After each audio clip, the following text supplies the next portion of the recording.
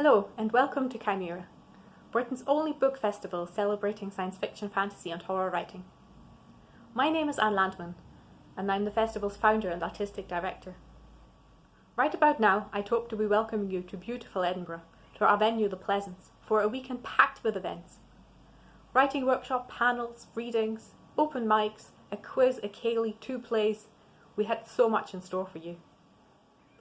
Thank you for joining us online instead, to be part of our programme from the safety of your homes. We're very excited to still bring you a fantastic lineup of speakers. We'd ask you that you support our speakers, and there's many ways you can do that. You can buy their books or borrow them from the library. You can donate to them directly via their Patreon or Ko-fi. You will find the links for that below in the description. We encourage you to buy a ticket for our events, even the pre-recorded ones. All ticket money will go directly to our speakers. You can also donate to the festival, and all donations via the donation page will be split between our speakers, once we've covered our costs like the Zoom account. Thank you again for joining us in this brave new world of digital events. We hope you have a chance to check out all 33 of ours over the weekend. Please let us know what you think of them. Do get in touch via social media, the chat function in Zoom, or drop us an email on info@chimerafestival.co.uk. We'd love to hear from you. We hope you have a fantastic weekend, and we look forward to seeing you in person next year for Cymera 2021.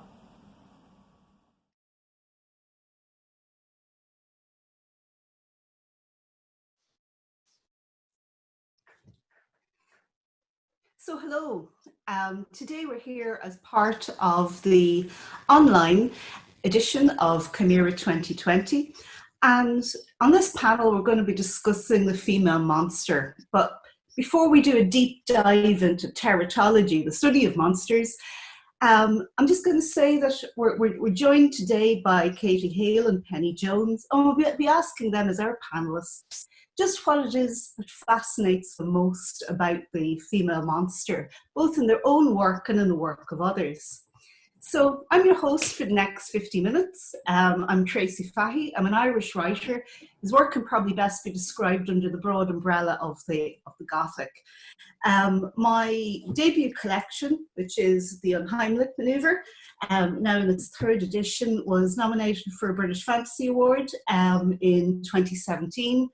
And I've also written a second collection, which is New Music for Old Rituals, and a middle grade novel, The Girl in the Fort. And my interest, I suppose, in monsters tend to revolve around folk monsters, but also my first collection and my PhD both are around the subject of Gothic domesticity. So I'm interested in kind of monsters that emanate from the home.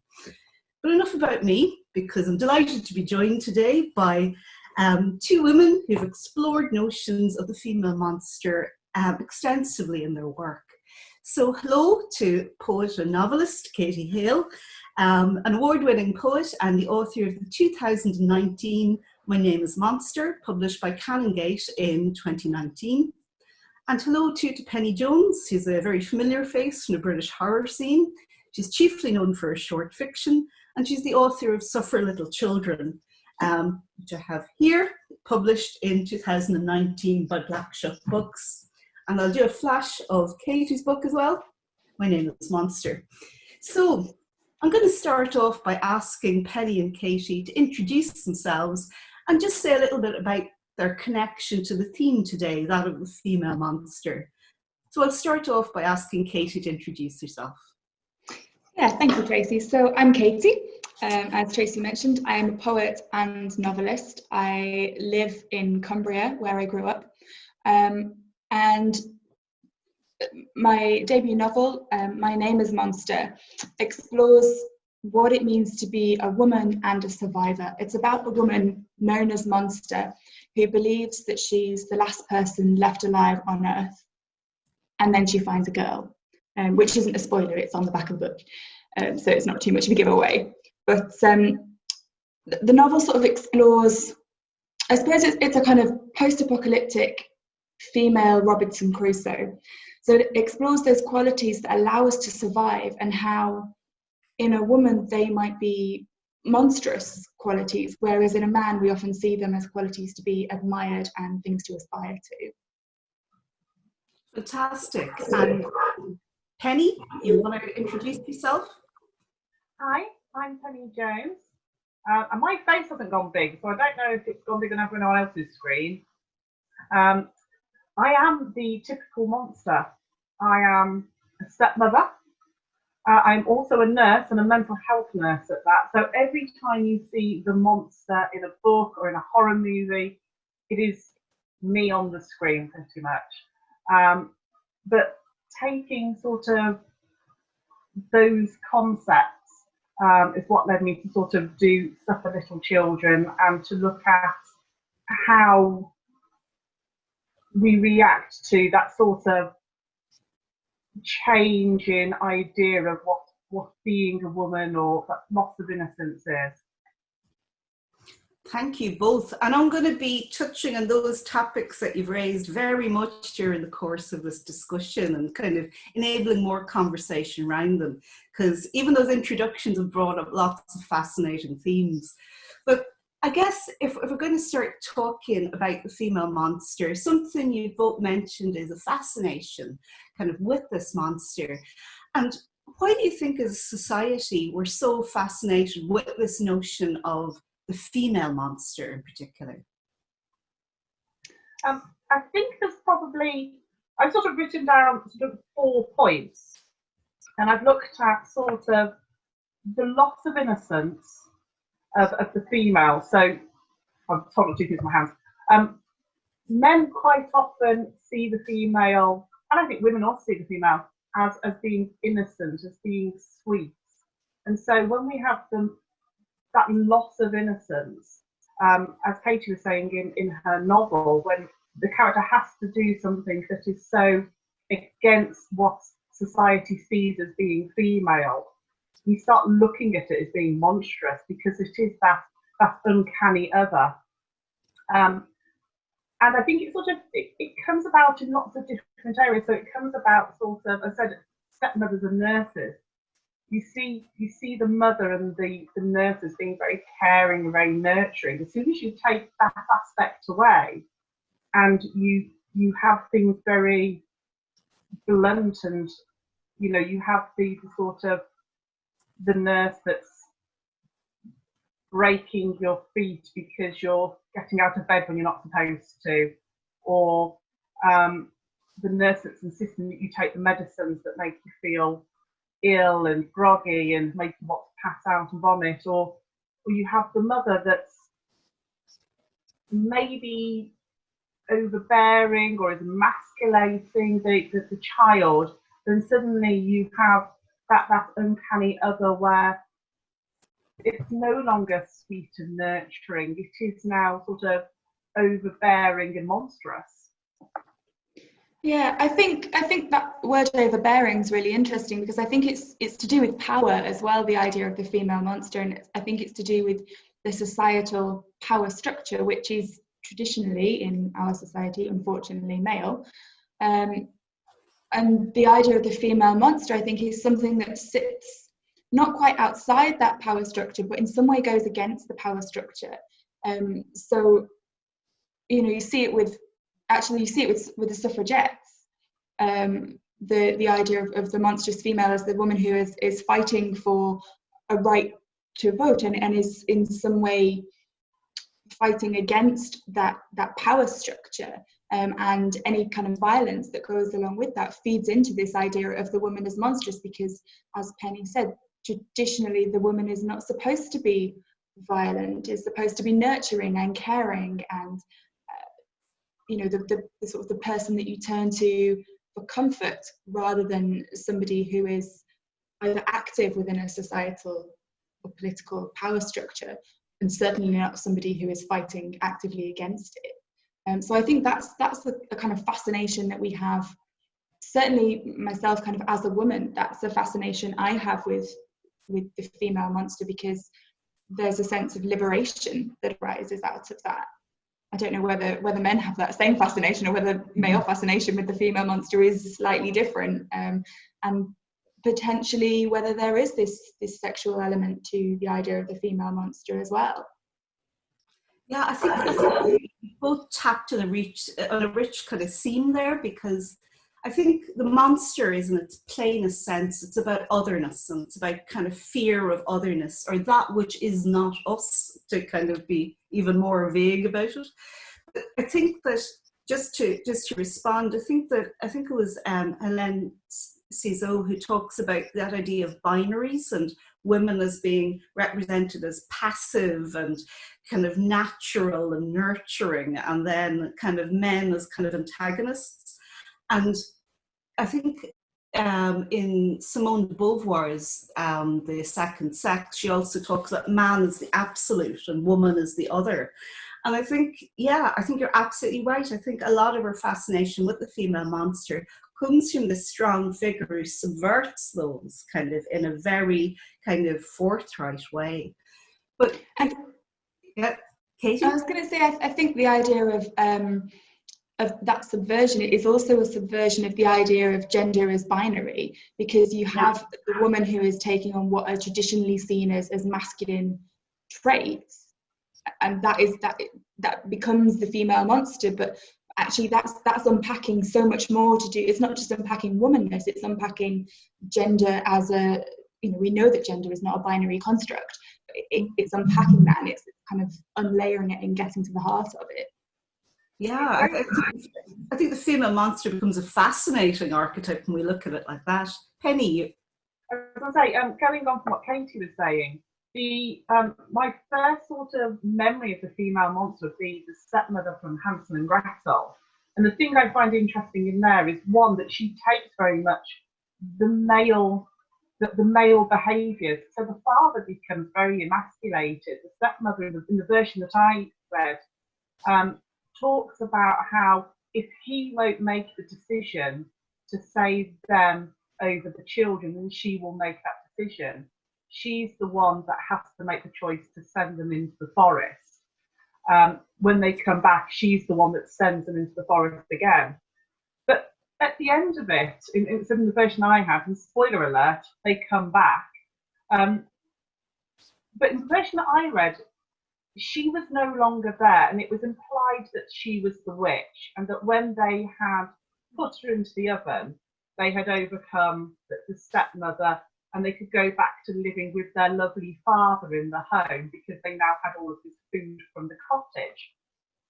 But nobody, and I remember being about 3 years old and thinking, why would you go back to live with your father, who is the person that has allowed this to happen? He was complicit in it. He knew what was happening the entire time. He was well aware and allowed you to be sent out to die. And I always think there's that oddness to those very old fairy tales, that the father is never seen as being evil. The monstrous person is always the mother, who actually never has any sort of biological attachment to the child, because nobody will ever take that step of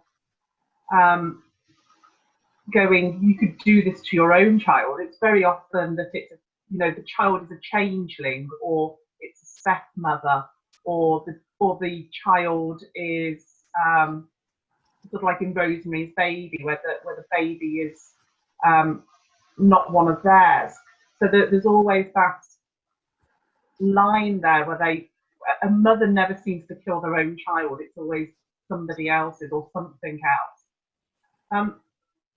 But usually the father is the biological person. They are complicit in it, but nobody ever talks about the evil father. It's always the evil stepmother. I think that's almost part of the role of the monstrous female, is to cover up for the action of the problematic male.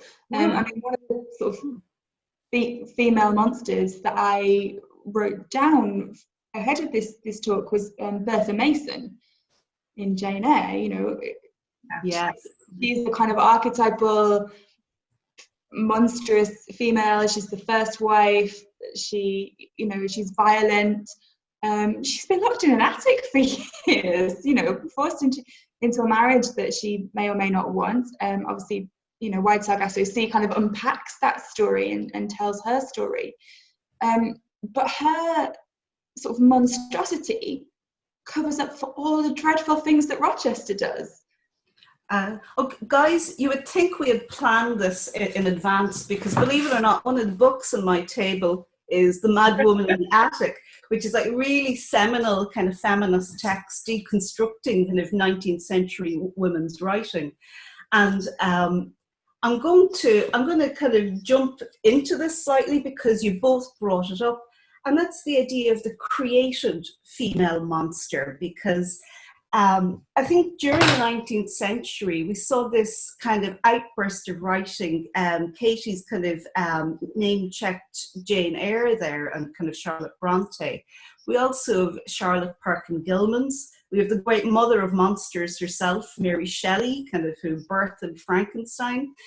And I think that during this period, we have a period where women are kind of contemplating notions like hysteria, and that kind of essentially patriarchal construct that women are other and are demonized for the different modes in which their kind of bodies and minds operate, particularly within the confines of story. So just on that, I was wondering if there are other female monsters, kind of created female monsters like that, who have kind of jumped off the pages for you as a reader.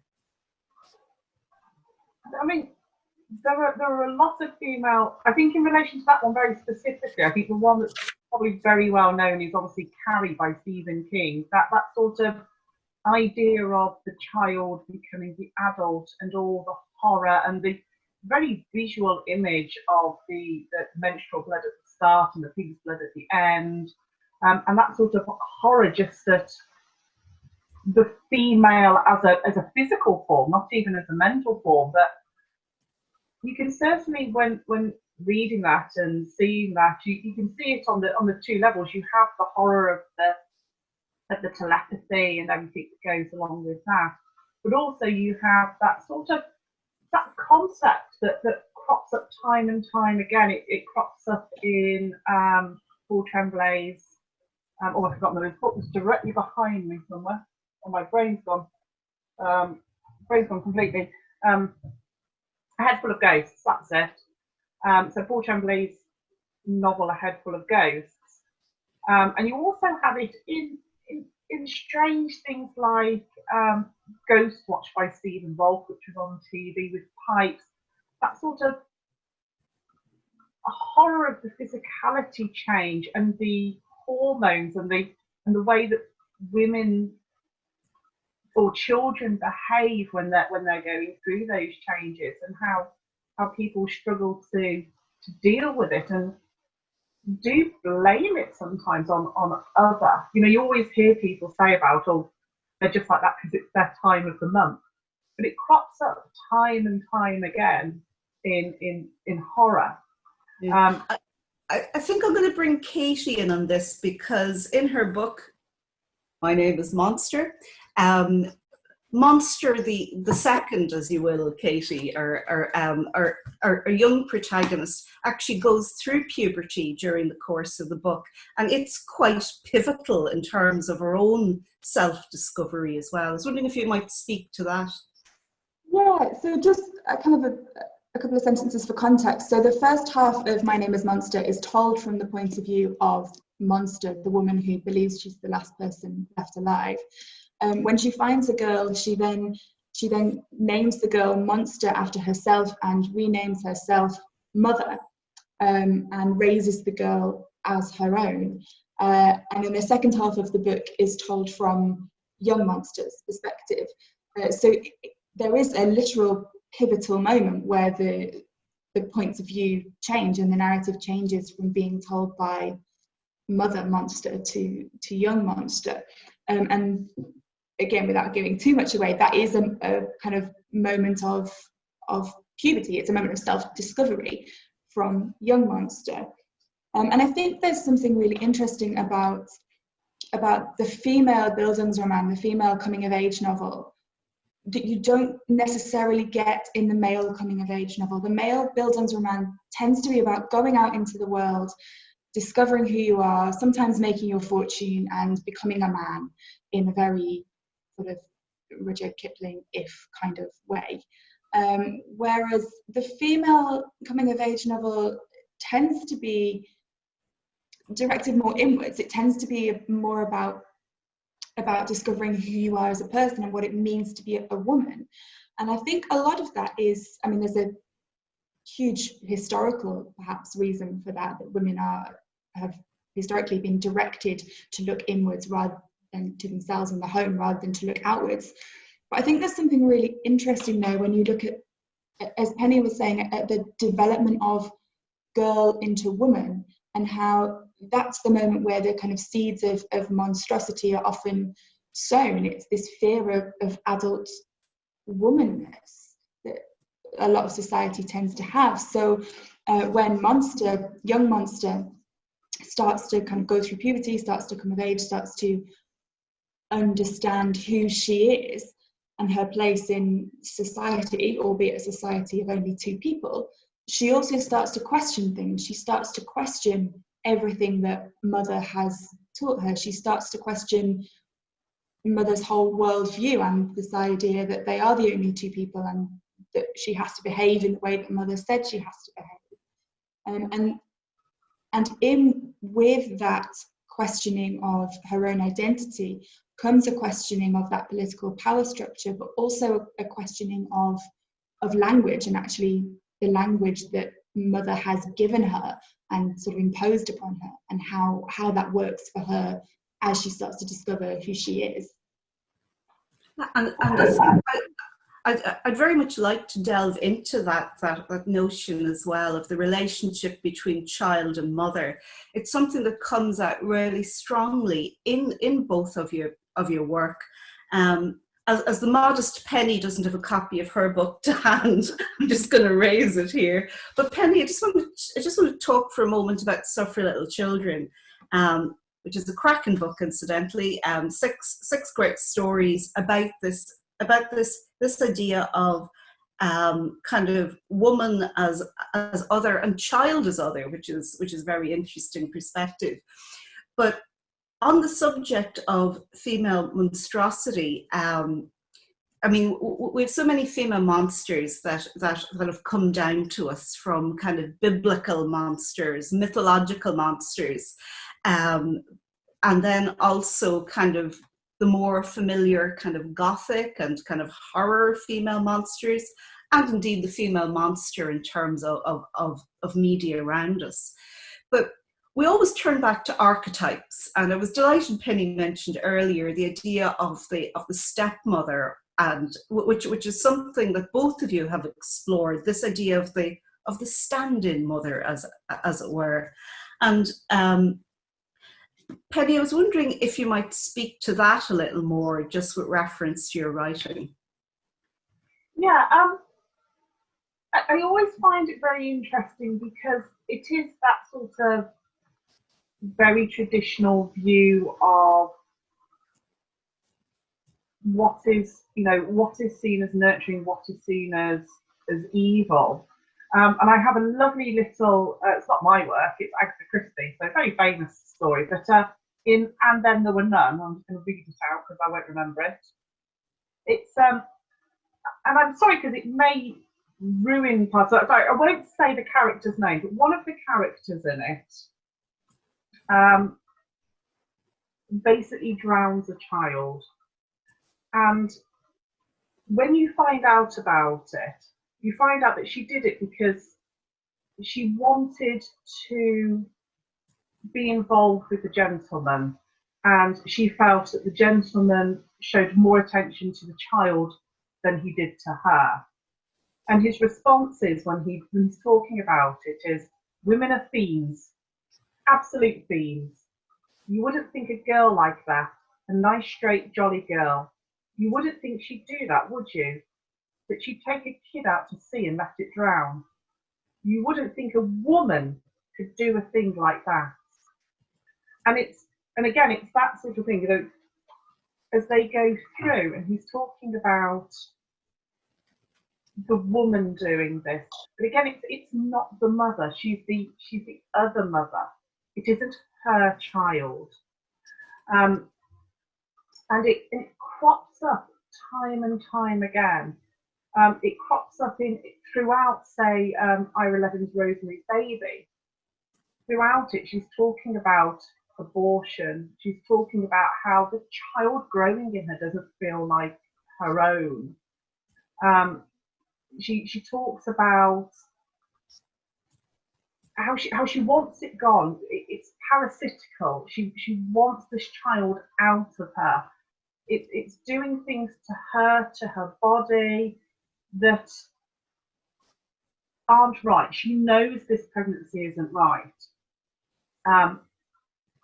And you have this otherness of this other mother throughout the entire story, until right at the end where she gives birth, where she's being kept away from the child, and she goes out and she sees him with his little hoofies and his little goat's eyes, and she just says, "Come on, Andy," one little smile, "Come on, Andy Candy."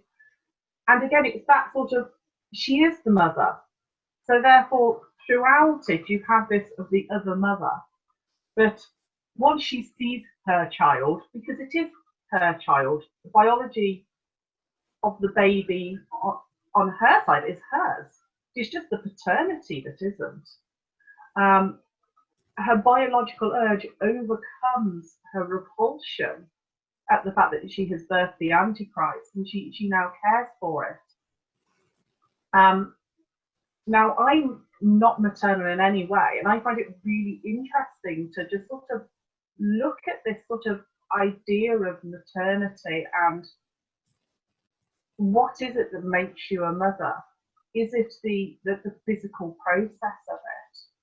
Or is it, I would say that I would see far, I've seen people who have physically given birth to children who are less nurturing than people who adopted children.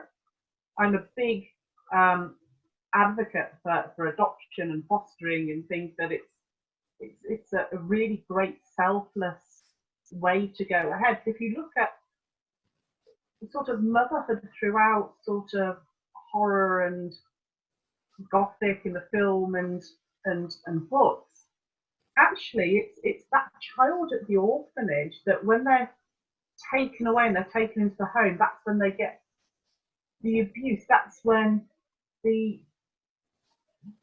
parents aren't what you think they're going to be, and it seems strange that actually this is something that's become very mainstream within horror, that that actually the other parent, so whether that's a step parent, a foster parent, an adoptive parent, is just seen as being notoriously cruel, whereas actually the majority of the time that obviously isn't the case. These are people who have chosen to be a parent, and I think it's interesting to look at that, and to sometimes maybe even sort of flip that on its head and see, well actually let's look at the other things that have led to it as well. Thank you, Penny. And you've used a phrase that I want to bring up and throw back to Katie as well, which is this idea of the other mother, which is real kind of resonance in terms of Coraline, for example, and that idea of her parallel universe that she inhabits, where arguably the most disturbing figure is this other mother who appears to be full of sweetness and light, but who is revealed as, spoiler, a female monster. Katie, this is something you've also explored absolutely in terms of My Name is Monster, is this idea of maternity monstrosity.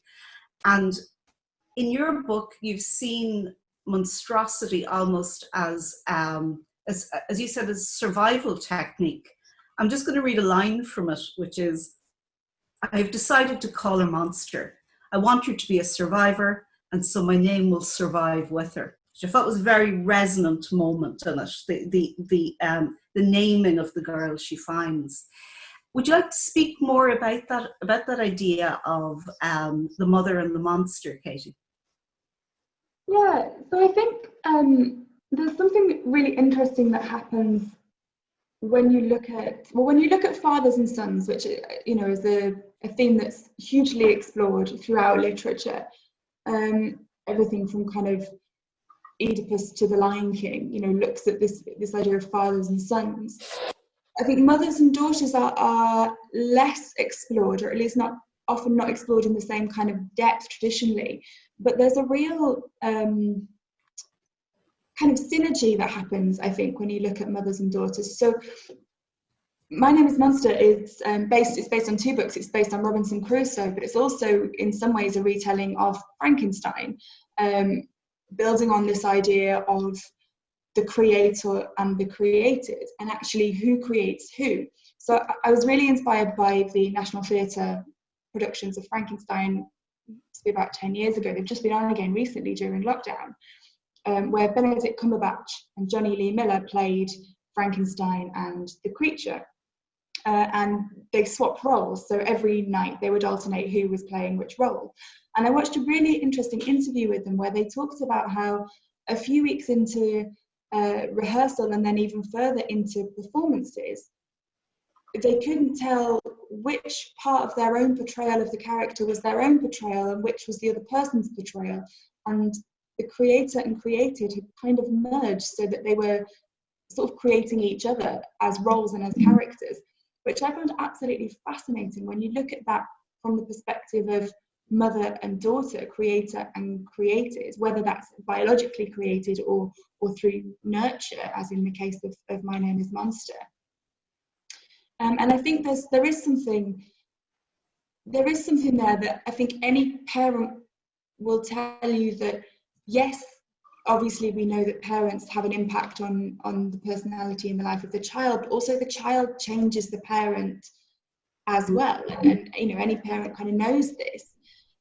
And so when you're bringing in a child who is not biologically yours, particularly in the case in this book, it's a child who is slightly older and who comes with a whole other kind of baggage of sort of half-forgotten memory. You're bringing in an unknown and allowing that unknown to change you as a person by nurturing her. So I think there is that element for the monstrous. And I'm using the word monstrous quite loosely because I don't mean it in the kind of the horror sense, but I mean in terms of the uncanny of becoming something other than the self as you see yourself. You're becoming something different, you're changing. I suppose in a way you're undergoing your own moment of apocalypse. I mean, the book is post-apocalyptic, but apocalypse has that other meaning of, if you look at the etymology, it's literally about uncovering. It's the same meaning as the word revelation. So the kind of monstrous maternal apocalypse is the kind of uncovering of the self through the nurturing of a child. Yeah. I'm going to bring Penny back in at that point because I'm really interested, Katie, by what you said. By the way, I absolutely loved My Name is Monster. I can see why it received the critical plaudits that it did, because it does this very deep dive into kind of really what is woman, and how does a young woman start to construct herself when she's no frame of reference in society. But I wanted to talk about one of Penny's stories in Suffer Little Children as well, which is the last story, which is my personal favourite, called Waxing. And it probably is the fullest discussion of this notion of maternity, monstrosity. So, Penny, I was wondering if you might say a few words about it. Yeah, I started it in a workshop that Paul Tremblay did at Edgelit a couple of years ago when he was there as a guest of honour. But the idea's been there for a long time. It came about I've always had quite a fear of pregnancy, and somebody was talking to me, another nurse, about it, and we were chatting about things, and I just said that babies are so parasitical that if, for example, as a woman, you didn't have enough calcium in your body, and you were pregnant, your baby would take your calcium from your bones, and leave you with osteoporosis later in life. And the concept of that sort of transference of life from one to another just sort of grew and blossomed and became sort of what was waxing, which was as the growth of the child, the woman as she had the child, and that sort of that reduction of the doll that she's got, her symbol of her childhood, as it's disappearing away, became quite sort of entrenched in my mind as a good sort of symbolism of what you lose as a person when you become a mother. So that horror that is really like a huge thing for me, is that you lose your sense of self when you become a mother, and you become sort of really only identified as that person. You are no longer Tracy or Katie or Penny. You are suddenly mother. Your whole life revolves around the small baby or the small child that you've given birth to, and that sort of very sort of body horror, that very visceral horror of that change happening, and that loss of self that goes alongside it. I mean, the story Waxing in the collection is very much about that loss of control, and the loss of control isn't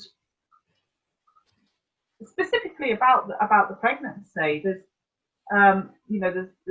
there's the cult, and there's the fact that she's gone from one facility to another facility, and the paranoia that she's grown up around, and how that affects her.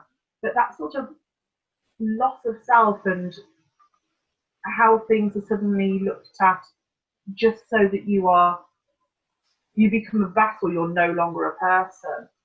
And I think there's lots of times when that sort of very sort of visceral body horror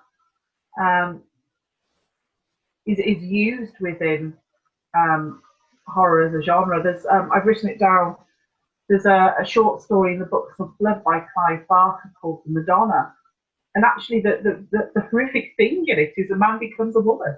That is the horrifying thing for him, is that he finds it awful that he becomes soft, he becomes rounded, he becomes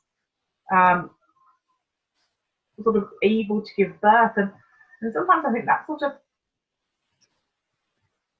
horror of body changing is something that men don't necessarily have to worry about to the same extreme as a woman does. There's sort of historically they wouldn't allow men into birth because they deemed it would be too horrific for them to see the changes that a female body would go through when they were actually giving birth. But for a lot of women, that's something that they do have to go through. They have to go through the physical ripping and tearing and bleeding, which everyone goes, oh, it's such a beautiful thing. But as a small child, I just felt, how horrific is that? Like, why would you go through that amount of pain? Why would you do it? So yeah, so it is my sort of story on that sort of almost very physical horror of childbirth and pregnancy. I'm going to, sorry, Katie, you wanted to come No, in? I was just going to say, I think that comes back to this idea that we were talking about right at the start of society's fascination with the monstrous. If we're using monstrous to mean sort of the otherness, is that there is both this fear of bodily change, but also a desire for bodily change. I mean, particularly through the kind of the Bildungsroman and the kind of coming of age story, there is a desire for adulthood and a desire for bodily change that I think is kind of paralleled with the kind of the fear of change that goes along with that, particularly I think for women, and the kind of the huge change that overcomes the female body through puberty and then also through birth. Yeah, if you like, they're kind of like blood rituals almost. They're these very physical kind of body rituals that women who are kind of experiencing puberty and giving birth undergo. But I was going to pause for a moment and think about a different type of birth, and that's the birth of words and writing. And I wanted to pick up on something that Katie touched on earlier, which is the idea of apocalypse, because I think it's impossible to record a panel now without making some reference to this bizarre world that we find ourselves in, where we're operating as writers within the context of a pandemic. So I'm just curious to know about how your own writings fared during this time and what kind of possibilities you might see for new female monsters emerging in this aftermath. So, Katie, I'm going to turn to you because you are very prescient and you actually set your novel during the apocalypse. So, do you want to kick us off on that about how you're writing at the moment, or what you're finding about this scenario? Well, it's interesting because a lot of writers, we talk, don't we, about the need for sort of solitude to write often. But I think for a long time, a lot of writers, probably myself included, have mistaken solitude for isolation. And actually what I've discovered over the past few weeks is that they're not the same thing at all. And isolation is actually probably a form of monstrosity because it's a way of being set apart from everybody else. The irony, of course, at the moment is that we're kind of all monsters because we're all set apart from everybody else, because we're all, unless we're a key worker and sort of right in the thick of it, we're all isolated in some way. So I think it's going to be interesting to see what comes out of this. I mean, I've spoken to a lot of writers about process and how difficult it can be to write during this time, because isolation does something, I think, to your brain that solitude doesn't. I think isolation puts down barriers, whereas solitude kind of opens out planes. So I think there's been a lot of difficulty from a lot of people actually finding the headspace to write. But it is going to be interesting seeing how this intense period of isolation and of actually stuff happening, which sounds like a weird way to put it, but I mean, I was speaking to a friend recently who said, well, I've just given up on my novel because it's not nearly as exciting as what's actually going on. And there is that sense of how do you not compete with what's happening in real life, but how do you find, where is the space for fiction when real life is so almost fictitious feeling? And certainly I'm not sure that I would be able to write a post-apocalyptic novel now because it would feel too close. It doesn't feel like escapism anymore.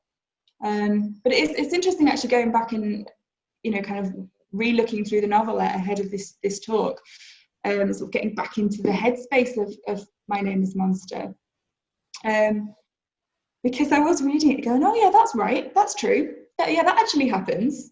Thinking about the ways that societies blame each other and the ways that the things that you crave when you're on your own. So in the novel, she craves human touch and the touch of something alive. And that's true. I've gone 2.5 months without a hug. And, you feel that. So yeah, I think it is going to be really interesting looking at how people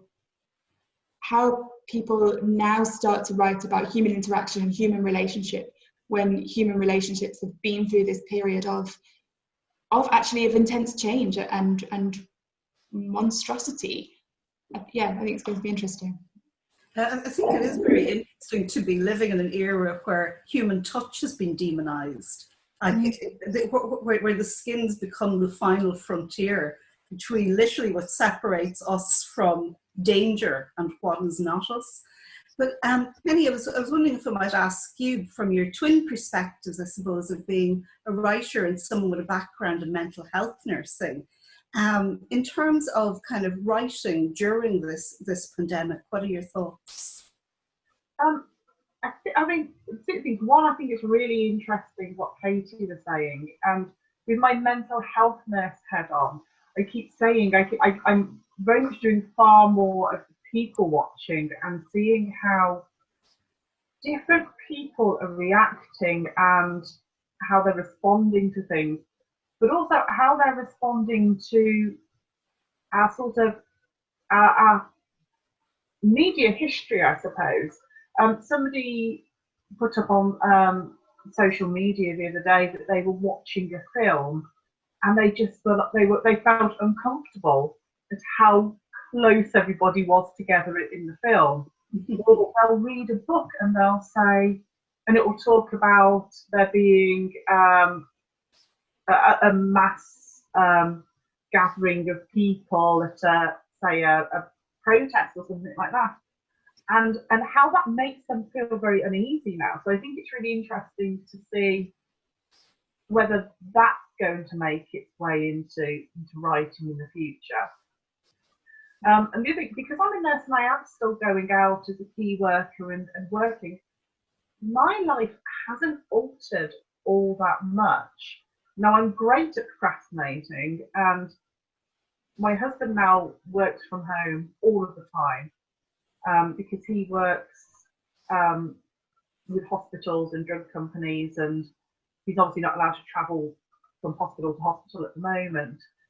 And so finding time when he's not on calls to have silence to be able to write is quite difficult, but I'm always good at finding an excuse not to write. And I'm having to sort of come up with a new routine and changing how and when I write, and seeing it as being a positive thing rather than it being a negative thing. So rather than it being, oh, you're always on the phone, I can't write, thinking to myself, well, actually, if I get up early, I can write before you have your phone calls, and then I have a whole day where I could read, or I could research, or I could go out for walks or get some inspiration. But being a key worker, there's not been that much change to my day-to-day life, because I am still going out and I am still seeing people, and I'm being able to have those conversations with people that you wouldn't necessarily be having if you're not a key worker, so you've been in far more severe lockdown, or you've either been in a house on your own or been in a house with just your family. Because I'm seeing different people, so I'm able to speak face to face with different people, and it's very different speaking to somebody online with a lag and a delay, and you can't get quite so much of the body language and the facial expression and all that sort of stuff. I'm just going to cut in, because believe it or not, our 50 minutes are coming to a close. Okay. Time has flown, and I'm really interested just to follow up on that last question with another, which is, dare I ask the question, what are you currently working on? Because I know that we've acknowledged difficulties at the moment in terms of working. So, Katie, are you actively working on something now, and if you are, in what mode? I am, yes. So just before lockdown started, I was about 8,000 words into the draft of a second novel, and that has absolutely just been pushed to one side because I can't find the headspace to hold something like a novel in my mind at the moment. So I've been sort of writing short stories, experimenting with short stories and short fiction, and actually kind of exploring this idea of the monstrous a little bit more. So whether that will come to anything, who knows? But at the moment, it's a way of keeping myself writing while the novel is somewhere over there. Well, who knows? There might be a collection that comes out of this time. That'll be really interesting. Penny, I know that you're working at the moment on some short fiction. Yeah, I had one short story which I just put completely aside because it was set after the sort of fall of humanity, and I just sort of went, yeah, let's not write that at the moment. I don't think anyone's going to accept it. So I'm just working through several sort of short fiction pieces.